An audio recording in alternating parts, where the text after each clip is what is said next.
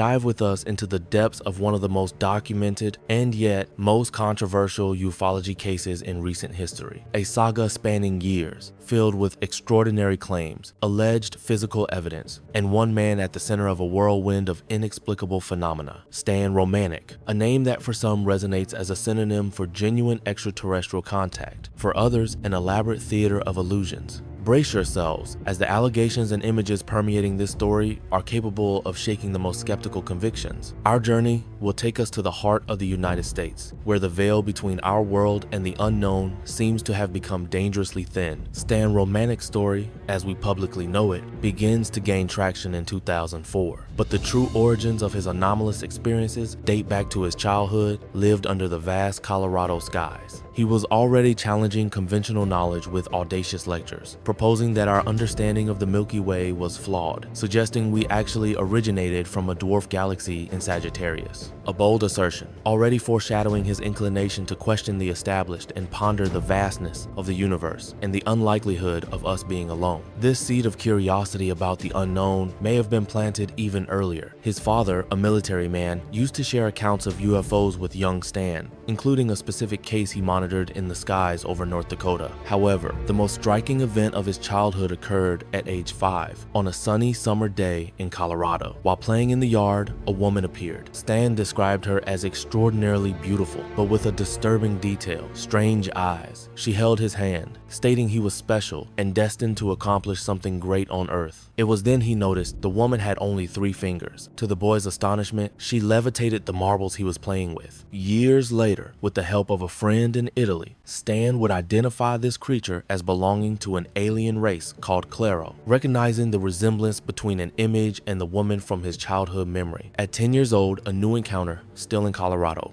While on his backyard swing, the same woman reportedly reappeared.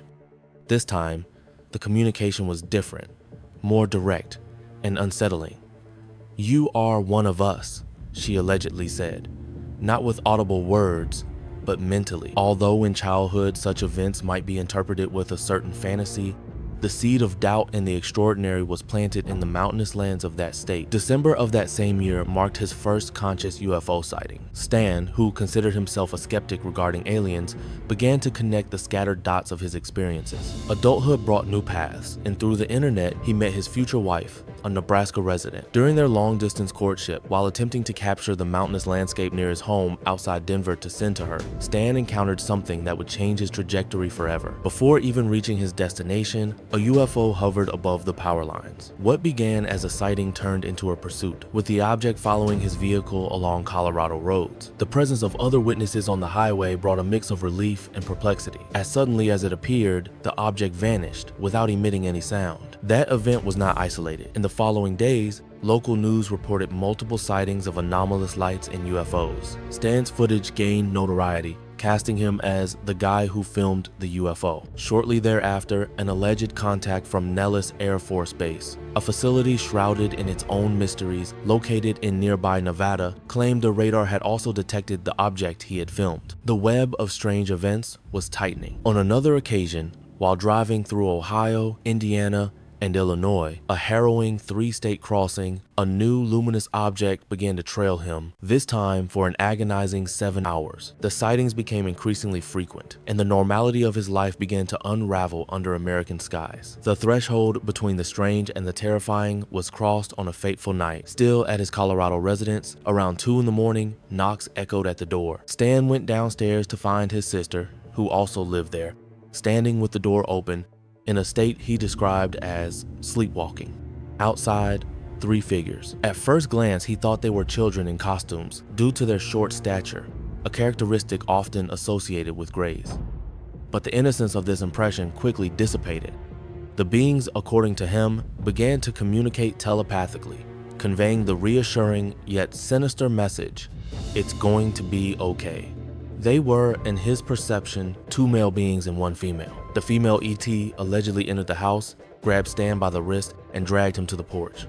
He described a futile struggle, a force he couldn't resist. The next morning, the experience felt like a vivid nightmare, but physical marks on his body told a different story. Where the ET had held him, the hair on his arm had vanished. The lesions, which appeared mysteriously, lasted only 48 hours. Investigators, already intrigued by his previous television appearances, discovered an even more bizarre detail. Under black light, the marks on his skin glowed. Seeking answers and relief from the trauma, Stan sought a psychologist specializing in hypnotic regression. The session, he claimed, proved even more distressing than the original experience itself. While in a trance, he asked for paper and a pen. Despite being diagnosed with dyslexia, a disorder affecting writing and mathematics, in a mere 20 seconds, Stan filled the paper with complex symbols and equations that, he said, emerged in his mind right there in the heart of Colorado. One of these equations, upon analysis, was identified as related to element 115 moscovium. At the time the drawings were made, moscovium had not yet been officially discovered or synthesized. Today, it figures on the periodic table as an artificial element. Furthermore,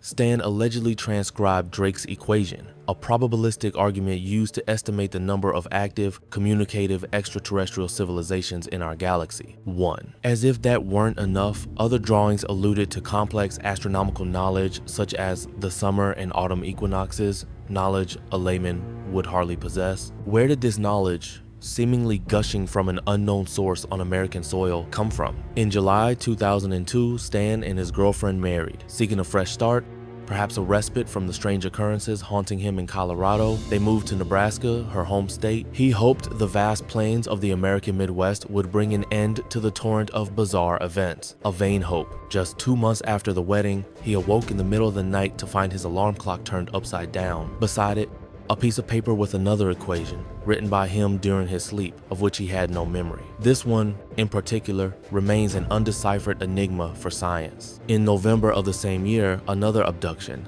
this time under the Nebraska sky. The marks on his body reappeared, following the previous pattern. The event allegedly occurred under an apple tree in the backyard. His wife found him unconscious. In his clenched hand, a small metallic piece. Subsequent analysis revealed it to be bismuth, a chemical element used in high-voltage electromagnetic experiments. The next day, a circular, anomalous mark appeared on the lawn at the spot. Researchers detected a significant increase in electromagnetic energy around the house, especially within the circle, where electronic devices behaved erratically. The mystery had crossed state lines with him. The phenomena were not limited to Stan. They seemed to permeate their new home in Nebraska. One night, he dreamed his stepson, his wife's child, had been abducted. Upon waking, he found enigmatic writings on the wall of the boy's room, made while he slept. A strange symbol also appeared on the bedroom window and was replicated on the wall, next to the 8-year-old child's bed, a mathematical formula he couldn't possibly have conceived. The atmosphere in the house grew increasingly charged with mystery and apprehension, under the watchful gaze of whatever pursued them. The feeling of being watched became unbearable. Stan decided to install security cameras throughout the house. The recordings revealed something disturbing. For a period of 2 to 3 months, someone, or something, was spying on him through a window in Nebraska. Despite alerting the police, nothing was found. Then, one of the internal cameras captured an image that would become iconic in his case. The pale face with large, dark eyes of an alleged alien being peering through the window. Paranoia led him to install cameras outside as well. These captured other anomalies, including luminous orbs and, in one particularly unsettling recording, a sound resembling the word "mom," uttered by an anomalous voice. The day after one of these external phenomena, the side of the house showed burn marks. Samples from the wall were collected for analysis. The house was rented, and surprisingly, the next day, while Stan was out, a repair crew, supposedly sent by the landlord, was already replacing the damaged panels even though he hadn't reported the incident. When he questioned them and tried to keep a piece of the removed wood, he was prevented, with the excuse that they needed to prove to the owner the job had been done. The interactions were tense, with the workers avoiding eye contact. October 2003 brought vivid dreams of squares and sacred geometry. In 2004, another bizarre event. He woke up wearing clothes that weren't his, clothes that didn't exist in his house. A stain on these clothes, when analyzed, was found to be a type of protein unknown on Earth, described as a kind of plasma. That same day, his body was covered in new marks. To complete the picture of harassment, a postcard arrived in his mail with a sinister message: "Don't forget, we're watching." The psychological pressure was immense, no matter which American state he sought refuge in. Still, in 2004, Stan and his family moved again, this time returning to Colorado, to the city of Colorado Springs. The tranquility, however, was short-lived. An enigmatic and partially unintelligible voicemail message was left for him, filled with disconnected and disturbing phrases. That same year, his stepson, while taking random photos, captured something unexpected. One day, Stan found his camera discarded on the living room floor. Upon checking the photos, a startling sequence. Shaky, close-up images of an alien-like face as if it had grabbed the camera, been startled by the flash or click, and dropped it. Stan nicknamed the creature Jorge, the Curious ET. In August 2004, he felt a sharp pain in his hip. An X-ray revealed a foreign object lodged there. It was surgically removed the same day. The implant under normal light appeared metallic, but under black light, it emitted an orange glow. Lab analyses described it as containing unknown amino acids and being a kind of nanotechnology chip, its origin and method of insertion remaining a mystery. The persecution also took more brutal forms. One day, on his way to work in Colorado Springs, he was assaulted by unknown individuals who beat him while shouting, "You have to keep quiet." The result: a broken nose and a broken wrist. In 2005, the filming of luminous orbs inside and outside the house continued in Colorado Springs. After the appearance of one of these light spheres, Stan noticed that several of his electronic devices installed to record the phenomena and protect his family had been fried, with internal components melted. The computer speakers began emitting strange, synchronized noises, even when turned off, amplifying the psychological torment. One of the most extraordinary events occurred in 2006. After falling from a ladder while painting the house, Stan was diagnosed with a severe knee injury requiring surgery already scheduled for the next day. That night, he slept. Upon waking, he found small puncture marks on his leg. The crutch provided by the hospital had vanished. When he returned to the doctor, to the amazement of the medical team, his knee was completely healed. The surgery was canceled. The crutch was later found by his wife in the backyard. The instant healing, documented by medical exams in Colorado, had no conventional explanation. After this experience, surveillance became overt. Military helicopters frequently flew over his house. Cars with men in black were seen parked nearby, watching. The pressure mounted from all sides, in the heart of the Rocky Mountains. New equations continued to appear. One of them, supposedly sent to the University of Nebraska for analysis, was written in Aramaic, an ancient DA language, knowledge of which is restricted to very few experts worldwide. How could Stan Romanek, with his dyslexia and background, produce such a text? In 2008, a phone call with a high-pitched, piercing sound, described as similar to a lawnmower, caused him to faint.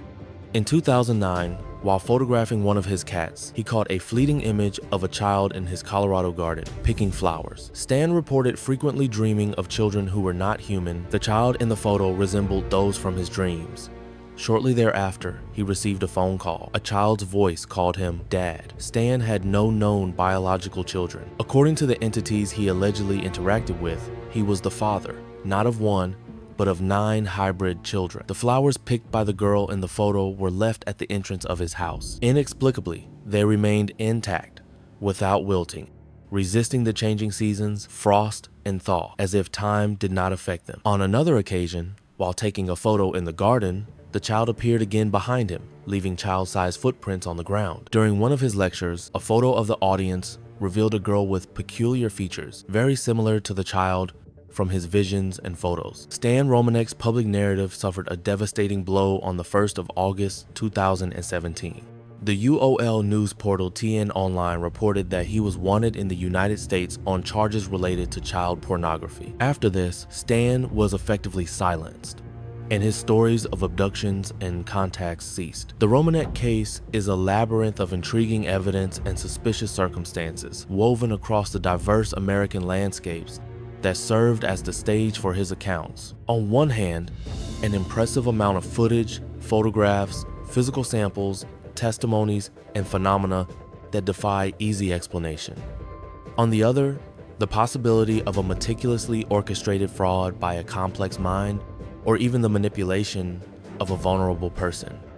The criminal charges cast a dense shadow over his credibility, leading many to question if it was all an elaborate hoax. The Stan Romanek saga leaves us at a precipice of uncertainty. Was he a genuine contactee, bombarded by experiences that transcend our understanding of reality on American soil, only to be discredited and silenced when his message became inconvenient? Or was he a talented manipulator, capable of weaving a web of deceptions with astonishing verisimilitude? The proof he presented, from the alien in the window footage in Colorado to the complex equations and implants, continues to be fervently debated. Often, those who dare to bring such extraordinary experiences to light are quickly labeled, marginalized, or, as in this case, criminalized. Was the accusation a tactic to discredit his ufological claims, or a dark truth about the man behind the myth? This is one of those cases that compel us to look at the night sky with a new perspective, but also to examine the depths of human nature